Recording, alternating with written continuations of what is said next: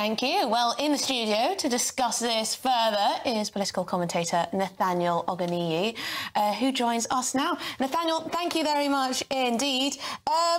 It's quite interesting, isn't it, how tough Keir Starmer has been when it came to this amendment, this rebellion. 7 MPs suspended, just like that. Yeah. Is that the way to govern? So it is quite decisive action. He's taken quite strong action here, but I suppose the way to govern would have been to convince these MPs of the right course beforehand.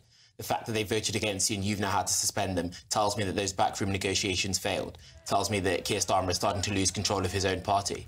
And only 7, though. Well, so this is the thing. He has a massive working majority, of course, and so can kind of the fact that 7 MPs are gone doesn't really affect parliamentary business on a day-to-day basis. But it does tell us that Labour's lines around conservative chaos and things like that are actually being reflected back to them now. Now we can see that the Labour Party aren't quite as united as they promised us they were. Although, are we focusing too much on the 7 Labour MPs who voted directly for this SNP amendment, and not enough on the dozens, I think it was near enough 70 Labour MPs who did not vote. Now, some of them will have legitimate reasons to be absent from Parliament and be what's known as slipped, but others will have made a conscious abstention last night.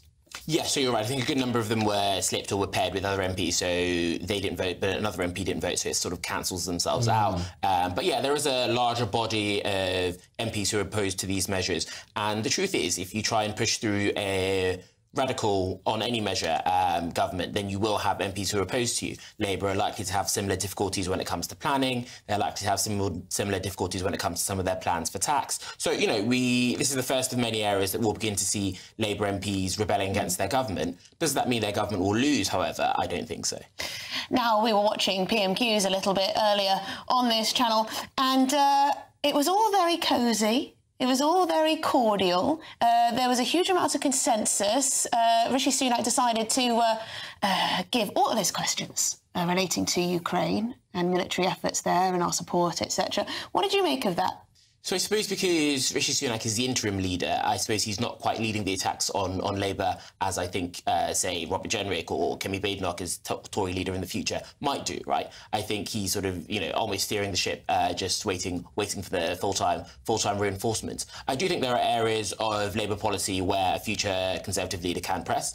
I mentioned planning briefly. I mentioned tax. You know, Labour said they weren't going to raise taxes. We'll see what happens at the budget expected later in the year. Equally on planning, they said they want to build massive numbers of new homes and new towns, but actually it's possible that new MPs will oppose those in their developments. And actually, if we look at the shadow cabinet, a good number of them have opposed planning developments in their own constituencies. So they're saying one thing on one side, but not quite living up to it in their local areas. So we will see, I think, as the parliamentary term progresses, some slightly more political attacks. Now, you've mentioned 2 names there, Kemi Badenoch and Robert Jenrick, 2 people who seem to be leading in many of these polls, although not that many polls have yet been published.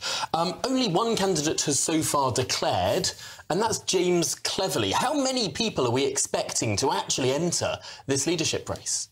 Yeah, so I think we'll probably get above 5. We'll probably get above 5 in terms of numbers. I think there are a few others who have been rumoured. You know, Victoria Atkins, I think, has received the support of the former Deputy PM, Oliver Dowden, and so she's sort of seen as leading it from the left of the party. Equally, you have Tom Toog on that side as well. But we'll have to wait and see. We'll have to wait and see. Do you need a unity? Does the Conservative Party need a unity candidate, which James Cleverly says he is, or do they need a barnstorming Conservative?